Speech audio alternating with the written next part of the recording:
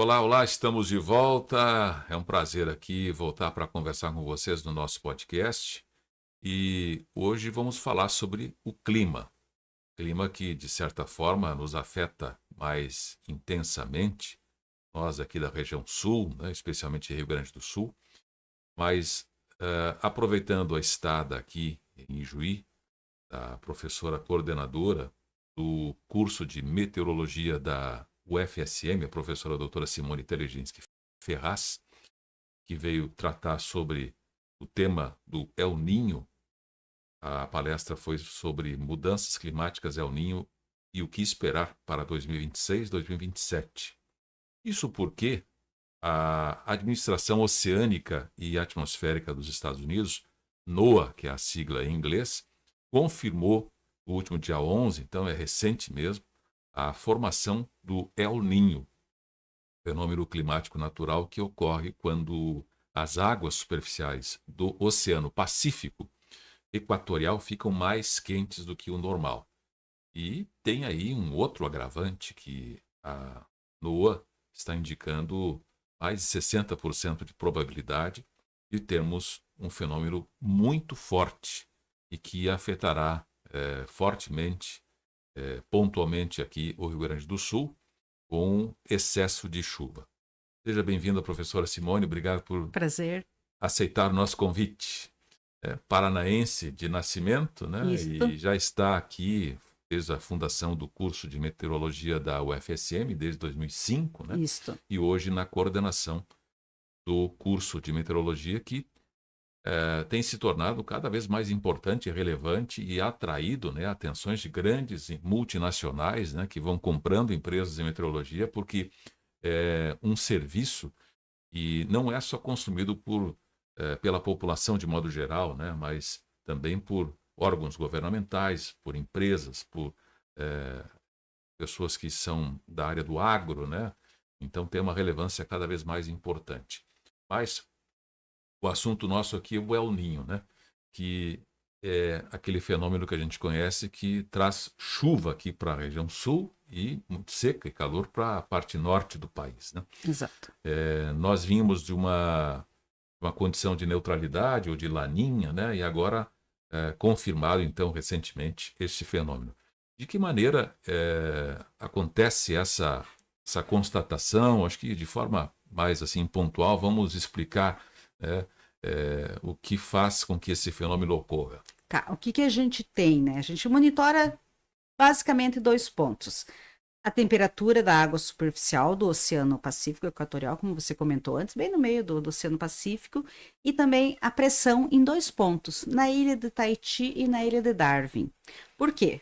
Porque essa mudança de pressão, a gente tem uma gangorra de pressão ali, ela vai fazer com que os ventos soprem num sentido ou no outro. E normalmente, em períodos normais, a gente tem o vento soprando. Imagina a América do Sul, ali a gente tem o continente da Oceania ali, e os ventos vão soprar da América do Sul para a Oceania. Então, ele faz com que aquelas águas quentes fiquem todas ali na Oceania e chova ali, tem as monções da Índia, aquilo que a gente conhece. Quando o vento está soprando no outro sentido, ou seja, quando aquela gangorra de pressão muda, o vento vai ou enfraquecer muito, e as águas vão conseguir se espalhar por todo o Oceano Pacífico, ou às vezes ele até inverte, quando a gente tem fenômenos mais intensos, ele até inverte esse vento, e aí aquela água quente vai se espalhar até chegar na costa do Peru.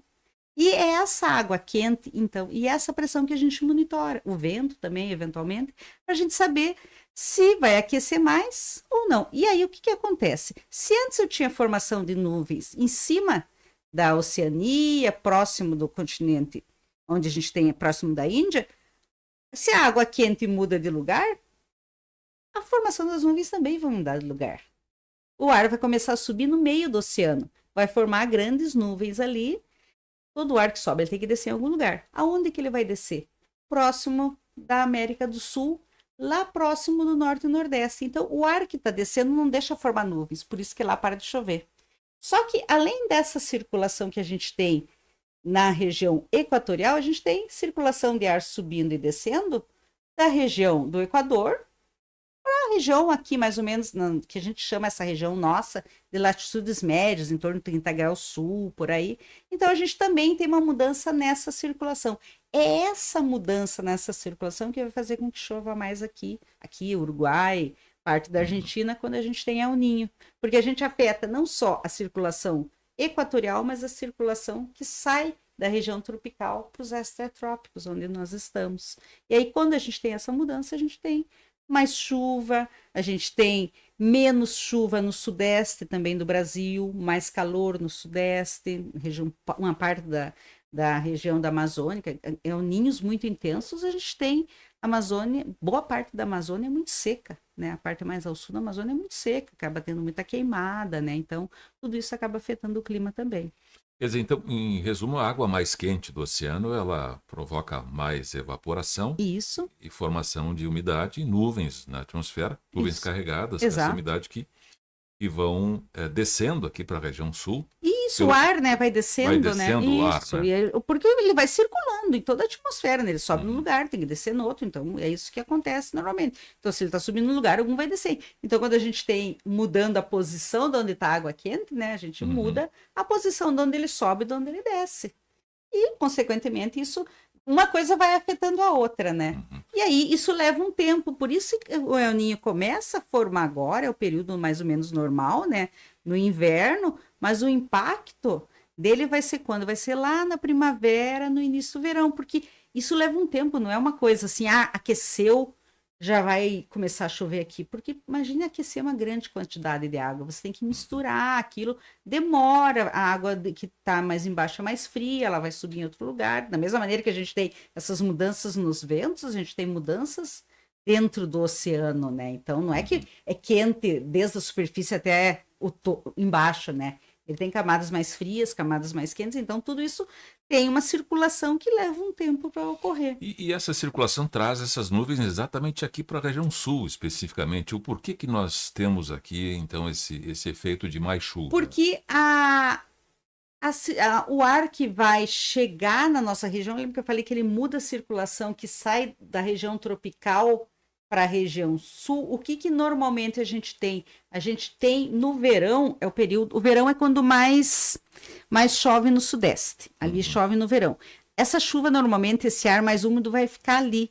Quando a gente tem El Niño, muda um pouco a circulação, então aquela umidade que deveria chegar no sudeste, ela chega aqui.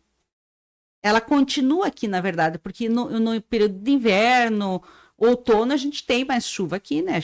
O Rio Grande do Sul chove o ano inteiro, mas às vezes chove um pouquinho mais no inverno. Então, essa umidade não volta, ela não sobe mais para cima, porque os ventos fazem com que ela chegue até aqui. E ela fica aqui. Por isso que a gente tem mais chuva.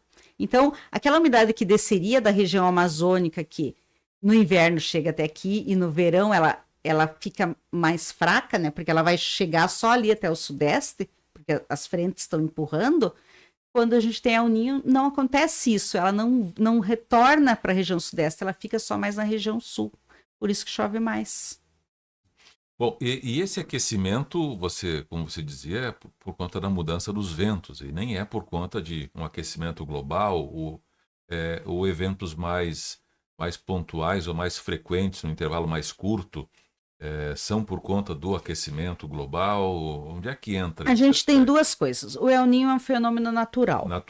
Ele vai ter um período que vai aquecer, vai ter um período que vai esfriar, que daí a gente tem a contrapartida, que é a laninha, né? Que daí é um esfriamento das águas. Então, isso é natural, é um fenômeno que acontecia de cada 2 a 7 anos. O que a gente notou com o aquecimento global?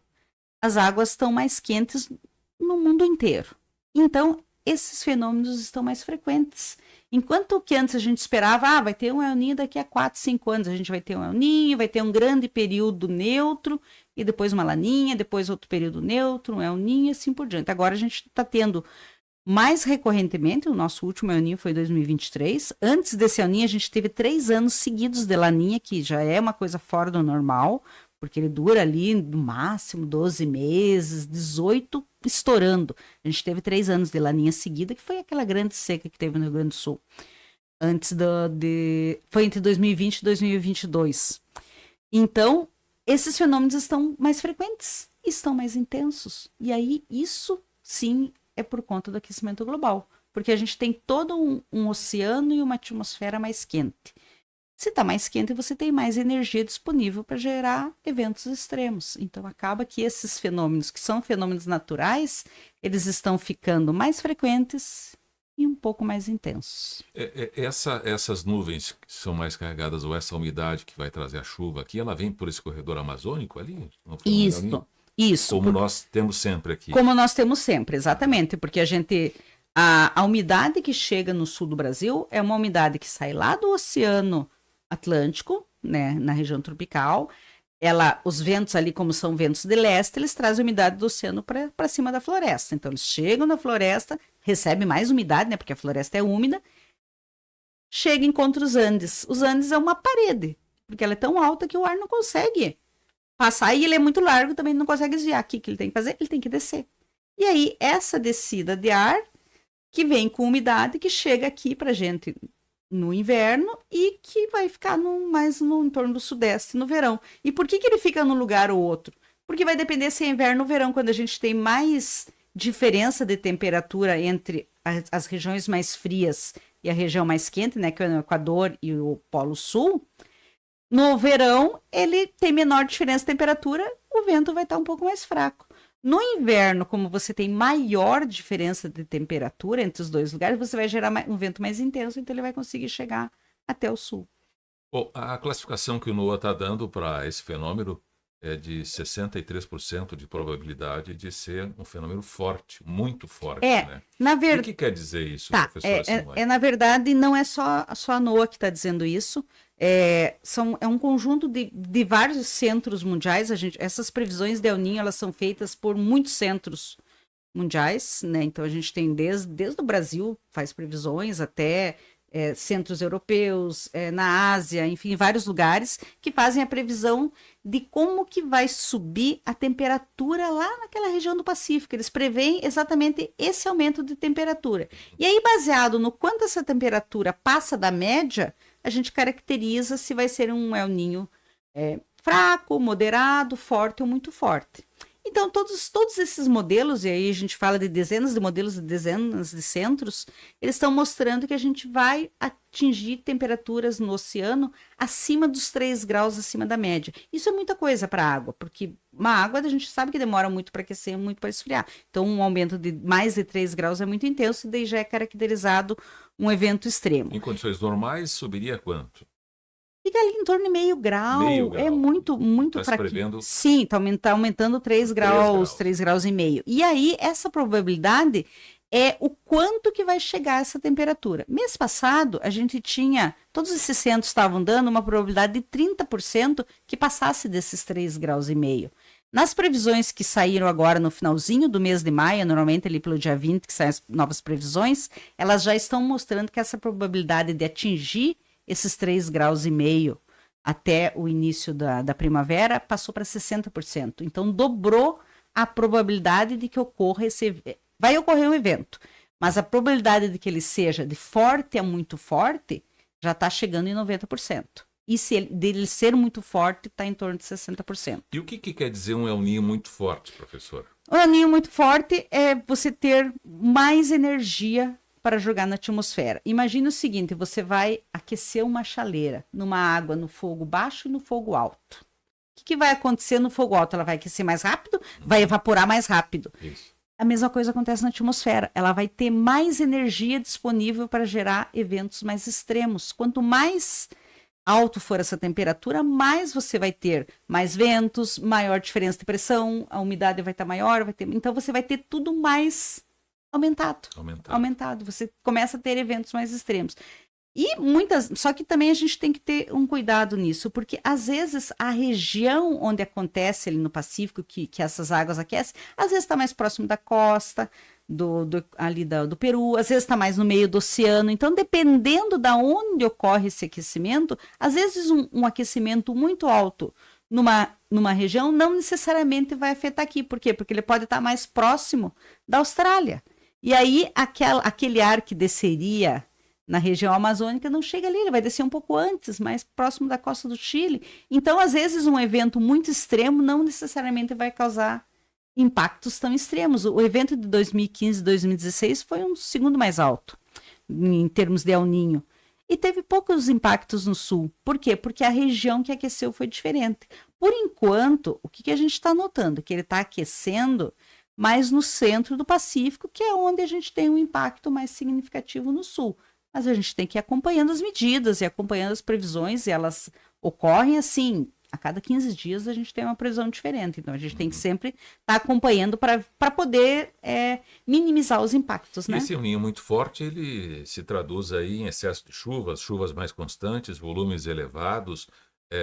Dá para fazer uma comparação com o que nós tivemos aí em 2024, né, com a enchente, ou não é uma comparação a ser feita? Não, eu acho que a gente pode comparar com o que aconteceu em 2023, quando a gente teve aquelas cheias em novembro de 2023, que afetou ali, por exemplo, Roca Salles e a cidade do lado, que eu nunca lembro o nome, desculpa o pessoal do lado da cidade de Roca Salles, mas ali teve uma grande enchente. Aquilo sim foi uma enchente gerada por El Niño.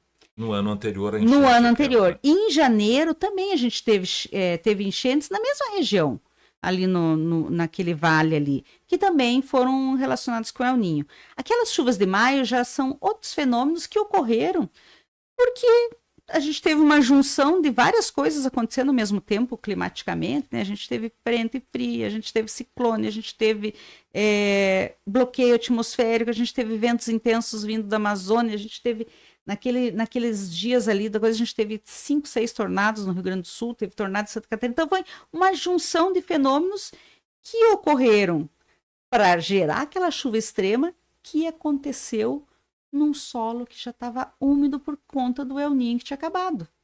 Então, é como a gente jogar mais água numa piscina cheia. Se a piscina já está cheia, aquilo vai transbordar.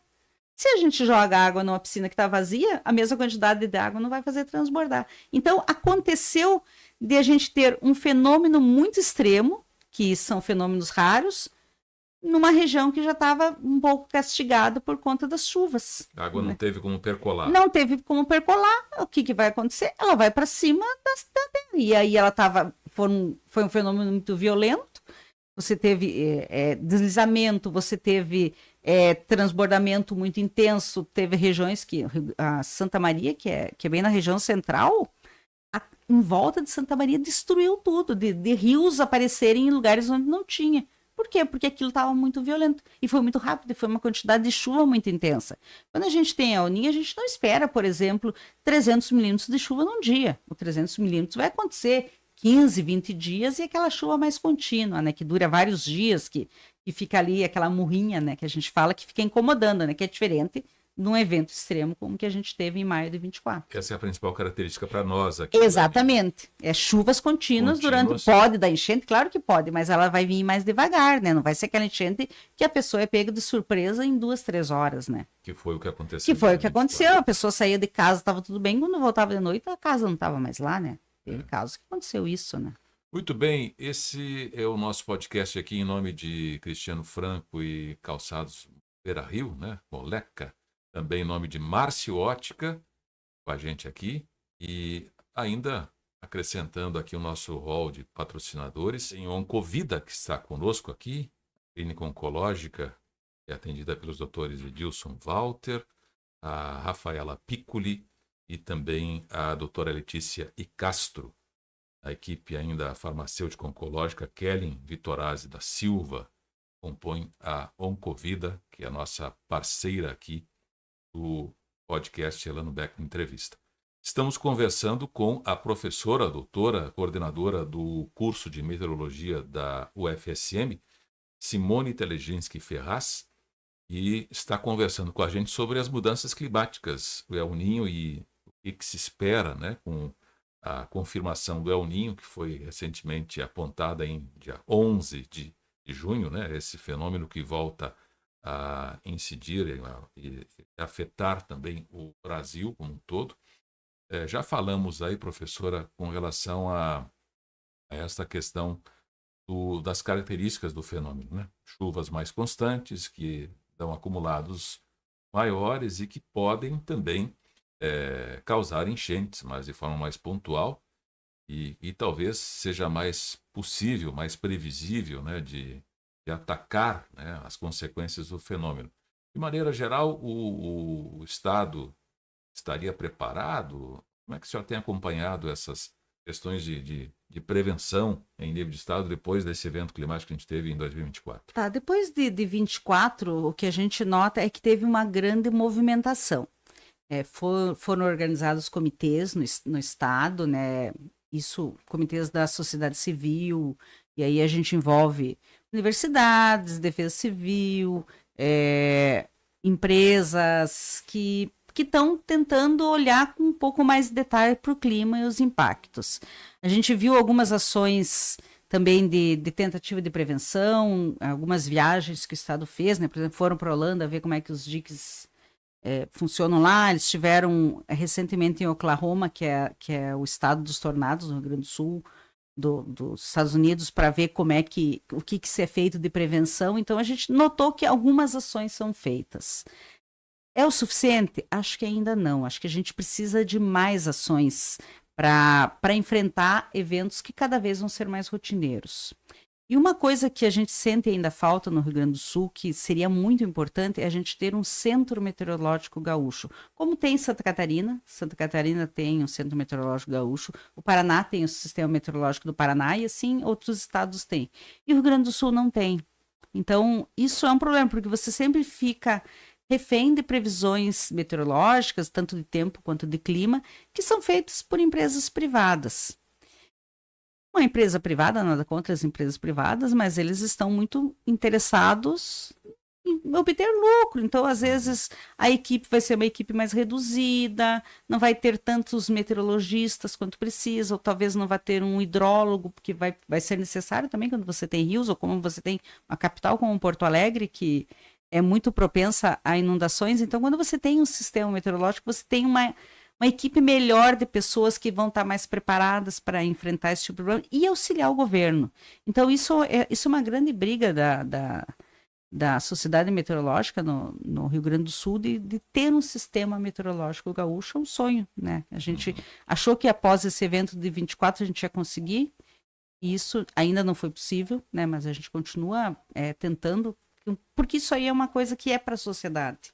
É diferente de você pagar uma empresa privada que vai vir fazer uma previsão. Agora, você ter alguém que conhece a característica, porque a pessoa que está numa empresa privada, muitas vezes é um funcionário que veio de São Paulo ou veio do Nordeste, que tem uma outra realidade de tempo e clima, que é diferente da nossa. Você fazer a previsão com alguém que está aqui sempre, né, que é um funcionário que sempre vai estar ali trabalhando, ele conhece a característica. Então, isso influenciaria muito como o Estado trabalha com isso.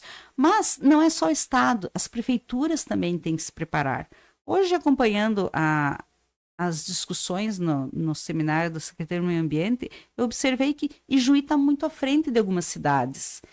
Só deles pensarem vamos trazer alguém para falar sobre isso, isso já é uma ação muito importante, porque você está informando um grupo grande de pessoas, né? Pessoas que estão na prefeitura, pessoas do comércio, da indústria, da agricultura, e a informação ainda é o melhor remédio para a gente resolver esses problemas, né? Se a pessoa sabe o que vai acontecer, sabe não de uma maneira sensacionalista, mas com números, com a ciência envolvida, ela vai agir melhor. E aqui a gente nota que, aparentemente, a cidade está mais preparada, né? Seja pensando nos seus córregos, seja arborizando a cidade. Então, isso faz muita diferença.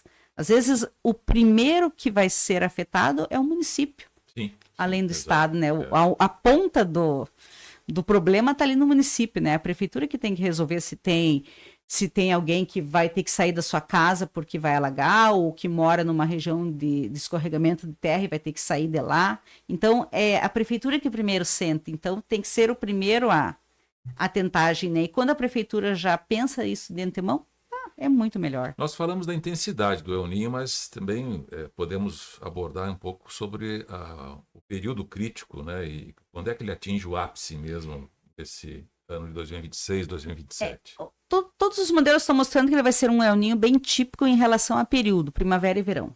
Né? A gente deve ter um ápice ali em novembro, né, com impactos mais intensos em novembro, né, em torno de novembro, e depois, normalmente, o El Niño tem um repique em janeiro. né? 23 foi bem assim, ele foi muito típico, né? Foi novembro e janeiro, e esse está mostrando que também vai ser bem típico. Mas os modelos ao mesmo tempo estão mostrando que ele não vai durar muito mais que isso, ele deve logo decair depois que passar janeiro, então ele já começa, então a gente não vai ter um repique lá no inverno do ano que vem, porque às vezes o El Niño se estende muito, né? E aí ele acaba tendo, às vezes, impactos no inverno. Aparentemente, até agora, né, os modelos estão mostrando que logo depois que passar o período de verão, ele já começa a decair. Tem uma questão que afeta a cidade como um todo, que é o excesso de chuva, Uhum. você falou aí, mas tem vários outros aspectos que são também afetados ou que são ressaltados com um evento climático natural como é o Ninho, né? Afeta vários segmentos, várias áreas. A gente já lembra de cara a questão da agricultura, mas tem outros aspectos mais aí que o excesso de chuva trazido pelo El Ninho provoca. Sim, e não só excesso de chuva, né? Porque quando a gente tem a Uninha, a gente tem excesso de calor. Calor também, O né? que acontece?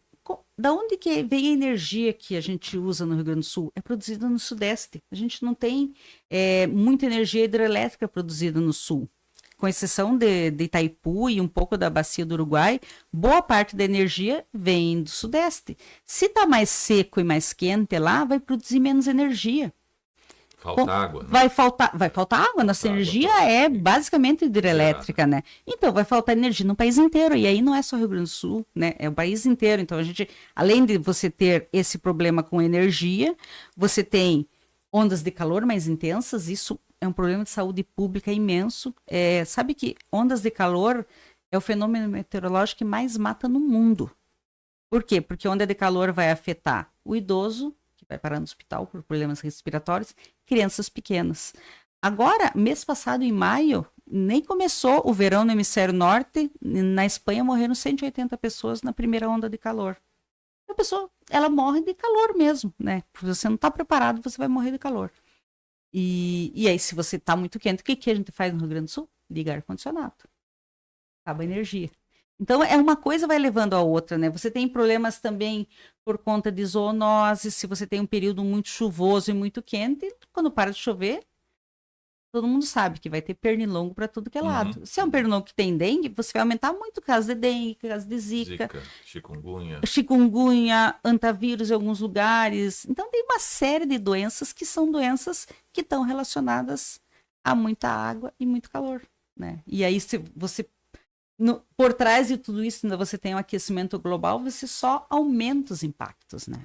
Então, temos aí a questão das cidades, né, a parte urbana que pode afetar, temos a questão da agricultura, que afeta de cara, né? Energia, que afeta tudo, saúde. As partes da saúde, e assim vai, né? Assim vai. Assim vai. A parte da energia também é algo que acaba encarecendo, porque acabam sendo ligadas às termoelétricas, né? Você afeta a indústria, porque a indústria vai gastar mais para produzir. A indústria gasta mais, né? Aumenta aí o custo de produção. Você aumenta queimadas, quando você vai para o sudeste, você tem mais queimadas, porque está muito quente. Qualquer faísca vai pegar fogo. Dá combustão espontânea, espontânea, né? E mesmo aquelas que às vezes o cara joga um cigarro, alguma coisa, se você está num solo extremamente seco, aquele mato seco, principalmente no sudeste, em alguns lugares é muito seco, então aquilo vai pegar fogo muito fácil, né? E o El Niño começa a influenciar já o nosso clima a partir do final do inverno agora, Isso, né? a partir do final do inverno. Agora a gente está naquela fase que ele está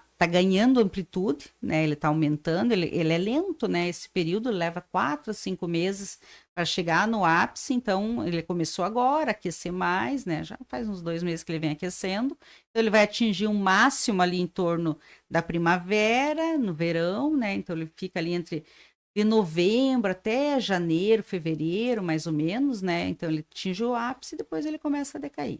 Tem uma rede de monitoramento para a gente verificar em pontos do estado onde o fenômeno já chegou, vai chegar com mais intensidade? Não, é tudo mais ou menos junto. Tudo junto. É tudo junto. Assim, ele vai atingir o estado como um todo. É claro que vai ter regiões em que chove menos. Por exemplo, às vezes a gente tem um El Niño e na parte mais norte do estado não está chovendo. Isso é comum acontecer, porque dependendo de como que a umidade chega para cá, às vezes ela chega mais para baixo, ela vai atingir parte de Santa Catarina, Rio Grande do Sul, Uruguai, desce até mais baixo na Argentina. Às vezes não, às vezes ela pega desde o Paraná. Então, depende muito de como que está essa diferença de temperatura entre o sul, mais frio, e o Equador. Então, como é que esses ventos se comportam de modo que a umidade vem mais para baixo, mais para cima. Então, às vezes a gente tem El Niño que gera grandes enchentes no Paraná.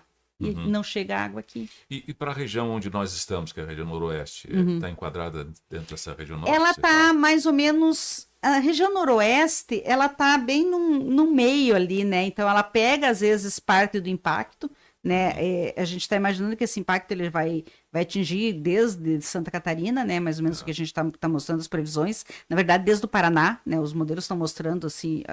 Eu mostrei na apresentação agora há pouco 2 mapas que mostram essa previsão, né? Então ele está pegando desde o Paraná até passou o sul do Brasil. Então a gente vai ter mais ou menos chuva em todo o estado, né? Então pegando mais ou menos o estado todo e aí engloba essa região aqui.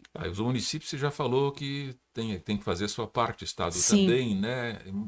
Os agricultores, por exemplo, o que é recomendado? O agricultor hoje em dia ele está muito informado, né? Antes, assim, alguns anos atrás, você falava em El Niño, ninguém sabia o que era. Hoje em dia, você falou em El Niño, o agricultor já sabe o que vai acontecer. Ele está muito bem informado. O que eles vão fazer? Se ele vai realmente plantar, ele já vai ter um seguro agrícola, ele não vai plantar sem seguro, né? O agricultor, então ele já está informado sobre isso, né? E muitas vezes, às vezes, ele tem que atrasar um pouquinho o período de chuvas, né? Porque, por exemplo, a Embrapa, que é um órgão que trabalha muito com a agricultura no país, ele cuida muito disso, ele informa. Aqui a gente tem a Copaers, que sempre está dando previsão. Na região central, onde a gente planta arroz, tem o Instituto Rio Grandense do Arroz, que também eles estão a todo momento cuidando de previsão. Então, hoje em dia, eles estão muito mais informados, né? A gente não é como 20 anos atrás, que o agricultor não ia saber o que vai acontecer. Hoje em dia, ele sabe. O agricultor sabe, se tem El Niño, ele tem que cuidar mais. De repente, às vezes, não adianta ele plantar, porque ele vai perder tudo aquilo, ainda mais o insumo que ele colocou. Às vezes, vale a pena atrasar um pouco, né? O calendário, né? Exatamente, o calendário. Exato. Então, isso hoje em dia está muito melhor, né? É claro que, quando você tem um fenômeno como o de 24, que levou até a terra do coitado do agricultor, não tem muito o que fazer, né? Mas, nesses eventos que são os mais conhecidos... Eles já estão muito mais bem informados. A gente falou muito de vento aqui, né? Eu sempre tive uma curiosidade, não sei se é até uma pergunta filosófica, até muito básica, né? Mas de onde é que vem o vento? Como é que o vento é produzido? Ou ele está aí sempre, só mudando de lugar? O vento é produzido por conta da radiação solar. A radiação solar, ela aquece o planeta de maneira diferente, porque a gente tem, num lugar tem água, num tem terra, num a gente está a 3.000 metros, no outro a gente está no nível do mar, gelo, então ele aquece de maneira diferente o planeta. Se você aquece o planeta de maneira diferente, o que acontece quando o ar está mais quente? O ar está mais quente, é mais leve, então você vai ter próprio da superfície, não, mas na superfície, um ar mais leve, vai estar mais quente, o ar vai subir mais fácil, nas regiões onde está mais fria, a pressão é mais baixa, essa diferença de pressão causa ventos. Então, o vento, na verdade, a grande fonte de vento, o motor inicial é a radiação solar. É a radiação solar. Que chega na superfície. E aí vai aquecendo. Daí vai aquecendo e isso vai deslocando o ar. Vai deslocando. A gente diz que esse ar ele vai sair de um canto, vai para o outro, ele não vai sair para fora da atmosfera, né? Então ele fica circulando. E por que a gente tem mais vento no litoral, por exemplo? Por conta da diferença de temperatura entre a água e a terra. Por que sopra num sentido durante o dia e no outro durante a noite? Durante o dia, o que acontece? A terra aquece mais ligeiro. Novamente, o ar sobe. Se ele sobe em algum lugar, vai descer onde? Lá no meio do oceano, que está mais frio. O oceano vai demorando mais durante o dia para aquecer e mais para esfriar. De noite, inverte. De noite, a água está mais morninha, né? Porque ela passou o dia inteiro aquecendo, e a terra, ela aquece e esfria rapidamente. Então, inverte o sentido do vento, porque inverte a pressão. Aí a pressão vai estar mais alta lá no oceano e mais baixa na terra. O vento inverte de sentido. Então, a gente tem essa mudança, a brisa, né? A nossa brisa, ela é por conta disso, por conta dessa diferença de a gente ter a água. Isso aí, daí venta o dia inteiro, vai ventar de dia, vai ventar de noite. Santa Maria, por exemplo, a gente tem morros. A gente tem vento, esse mesmo vento, essa brisa, a gente também tem no topo da montanha e lá embaixo, no nível mais baixo, que é a brisa de montanha. Lagos grandes como o Lago de Itaipu também tem brisa, por conta dessa água. Onde tem grandes rios também E tem. quando temos ventos fortes daí, então é um excesso, é uma radiação mais forte? Não, não. Normalmente, quando a gente tem ventos mais fortes, é por conta de diferenças de temperatura. Por exemplo, inverno e verão, a gente vai ter ventos mais fortes, né? Que daí a gente vai ter temperaturas mais baixas na nossa região e mais quentes na região equatorial. Então, a gente aumenta essa diferença de pressão, vai aumentar mais o vento, né? Então, são vários fatores que vão fazendo com que vá tendo essas mudanças, né? E, claro, a gente tem, por exemplo, sistemas frontais passando, né? Isso aqui vai afetar o vento, né? Porque quando você tem, por exemplo, uma frente fria, ela vai carregando umidade e vai como se ela carregasse umidade e temperatura junto. Então, ela vai afetando a região também. Então, ora eu tenho, por exemplo, Santa Maria, quando a gente tem vento norte. Não sei se você já ouviu falar do vento norte de Santa Maria, que é aquele aumento de temperatura absurdo. Por que aquilo ocorre? Porque eu tenho um sistema meteorológico subindo, uma frente fria subindo, na frente de uma frente fria sempre tem ar mais quente. Só que isso acontece num período de inverno. Então, imagina a diferença de pressão que dali com ar quente e ar frio vai gerar aquela ventania que a gente conhece. Tem aí várias expressões, vários termos, né, típicos da meteorologia, que você falou um deles aí, que é a frente fria, tem a massa de ar polar, tem os ciclones. Tem o cavado, né? Sim. Tem muita coisa que aos poucos as pessoas vão se familiarizando, né? Massa de ar polar geralmente é no inverno, né? No inverno. A gente tem massa de ar polar ali até no máximo finalzinho do inverno, né? Porque é aquele ar que vem mais frio realmente da região antártica, né? Depois a gente acaba tendo uma passagem menor de sistemas frontais e eles não vêm tão frios depois que a gente chega no período de verão, né? Da mesma maneira, os ciclones, a gente tem esses ciclones mais intensos normalmente nesse período também, que é diferente dos furacões. O pessoal confunde muito com o ciclone com o furacão, né? Ah, porque tá tendo um ciclone, vai... Ciclone a gente passa um por semana na costa do Rio Grande do Sul. Toda semana a gente tem um ciclone passando. Às vezes eles são mais intensos, às vezes eles se formam em cima do continente, né? Quando a gente tem um ciclone formando em cima do continente, gera aquela ventania ali na região do Uruguai. É muito comum formar ciclone ali próximo do Paraguai também. Então, eles daí tem mais ventos, né? Porque são fenômenos com ventos intensos, mas são fenômenos que são naturais, que ocorrem naturalmente. A diferença, então, guardada as devidas proporções do ciclone para o tornado, por exemplo? O ciclone é muito grande. Um ciclone, ele tem centenas de quilômetros, né? A gente pode ter um ciclone que vai estar lá no meio do Oceano Atlântico e a parte dele vai estar no Rio Grande do Sul. Então, são fenômenos com centenas de quilômetros. Tornado é pequeno, ele tem centenas de metros. Vai ter um tornado grande com 5, 6 quilômetros no máximo. Então, ele é pequeno. E aí, como ele é bem menor, o ar gira muito mais rápido. Mas o processo de formar um tornado, atingir o ápice e ele extinguir, é questão de horas. Por isso que é tão difícil prever. Porque ele se forma muito rapidamente e se dissipa muito rapidamente. Então, você tem que ter medidas muito precisas, porque ele vai se formar numa área muito pequena. Né? Então você tem que ter medida de radar muito eficiente para você conseguir pegar você enxergar aquele tornado. Enquanto que você tem um ciclone, que é um fenômeno de centenas de quilômetros, os satélites enxergam muito facilmente, né? Então, e dura muito mais. Um ciclone ele vai durar uma semana entre ele começar o processo de formação dele, o processo de extinção é uma semana. E o tornado é muito rápido, é horas. Que é um deslocamento de ar também. É um deslocamento de ar muito intenso. Isso. E ele se forma em condições muito específicas, ele se forma em cima do continente, tem uma série de ingredientes para se formar um tornado.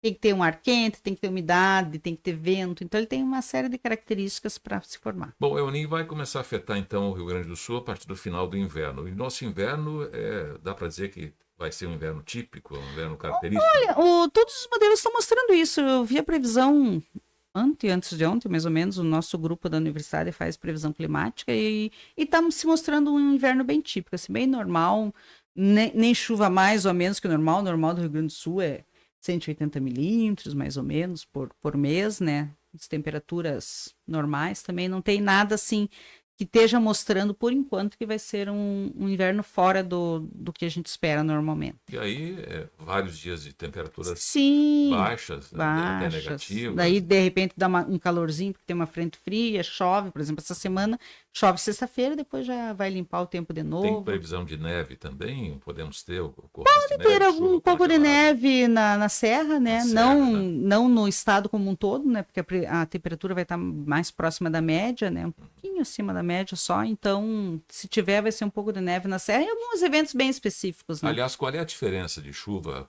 invernal, chuva congelada e a neve? É o tamanho do flocozinho. Como o processo de formação do floco de neve, ele realmente forma aquele floquinho que a gente vê com aquele formato hexagonal. E a chuva congelada é que a temperatura nos níveis embaixo está bem baixa. Então, ele cai como chuva e congela no caminho. Isso. No caminho. A neve já é formada. Ela já forma aquele floquinho, ele vai formar um floco grande e ele vai estar grande o suficiente para sair da nuvem e cair como floco. Muitas vezes ele derrete no caminho, né? Ele vai ficando menorzinho, ele chega como um floco de neve. Muito bem, El Ninho confirmado. O que faltou a gente de falar sobre esse fenômeno que você gostaria de acrescentar, orientar as pessoas? Eu acho que assim, a população em geral tem que ficar muito atenta. Por exemplo, a Defesa Civil hoje em dia no estado, ela tem um sistema de alertas de deslizamento, de chuva intensa, de raio. Vale a pena entrar lá no site da Defesa Civil, se cadastrar, se você tem celular, para ficar recebendo esses alertas, né? Isso é muito importante, porque principalmente quem mora em regiões de risco, né? Que mora muito próximo de um córrego, ou mora numa região que pode ter um desmoronamento. Então, é bom ficar sempre atento, né? Para ficar... E não só se vai ter, por exemplo, vai ter uma enchente. Mas para onde que eu vou se vai ter uma enchente na minha cidade? Será que tem algum lugar que a prefeitura vai receber essas pessoas, a Defesa Civil vai receber? Se não tem, de repente cobrar do seu vereador, do seu agente comunitário, para as pessoas tentarem já se precaver, né? Eu acho que prevenção é a principal maneira de a gente antever esse tipo de fenômeno, né? Saber o que fazer se vai ter um fenômeno. Se de repente a minha casa vai ser atingida, será que a prefeitura vai ter um carro para tirar meus móveis antes que eu perca tudo? Porque evitar o se informar, exatamente, a gente é da natureza. Então a gente, hoje em dia a gente trabalha com a palavra prevenção. Quer dizer, o que eu vou fazer, né? Como é que eu vou mitigar o impacto? O impacto vai ter. Então a melhor maneira é a gente sempre estar informado. Seja pelo rádio, pelo podcast como o seu, seja pela TV ou pela internet, não importa como, se você sempre tem que estar informado. Essa é a melhor técnica para resolver, né? Tudo bem, eu conversei com a professora doutora Simone Teleginski Ferraz, que coordena o curso de meteorologia da UFSM e que abordou aqui uma palestra, o tema Mudanças Climáticas El Ninho e o que esperar para 2026 ou 2027. Eu acho que pontuamos aqui boa parte do que isso que a gente falou lá, né? Isso. E fica aí muita explicação, muita informação e especialmente vários alertas, né, para prefeituras, para governos de estado ou governo do estado, né, para agricultores, para quem trabalha no ramo da produção de energia, né, para a comunidade como um todo, para a área da saúde, né, temos que estar preparados porque é calor e chuva, né? E essa probabilidade de ser um El Ninho muito forte, de forte intensidade, mais de 60% é a probabilidade apontada e confirmado aí, e deve ir até fevereiro. Mais ou menos. O fenômeno depois se mede de novo, né? Faz a medição de novo. Isso é feito permanente. Né? Esse acompanhamento, esse monitoramento é frequente e esses modelos estão lançando resultados novos toda semana. Então, isso é acompanhado mundialmente, né? Porque ele afeta o mundo inteiro, não é só o Brasil, recorrentemente, né? Isso não é parado de fazer medidas ou fazer análise. Com boias no mar. Com boias, com satélites. Medidores. Satélites, hoje em dia, você consegue medir temperatura de superfície do mar. Depois da era dos satélites, depois de 79, a gente consegue medir temperatura do mundo inteiro usando satélites. A gente tem centenas de satélites meteorológicos, né? A gente nem sabe que estão aí em volta do planeta fazendo medidas, né? Então, é muito monitorado esse tipo de fenômeno, então a gente tem informações muito mais cedo, né? Doutora Simone, muito obrigado pela gentileza de aceitar o convite para conversar conosco, né? E contribuir com essas informações tão qualificadas com a nossa audiência. Obrigado pelo convite. Ficamos por aqui. Na próxima semana tem mais uma edição de Elano Beckman Entrevista.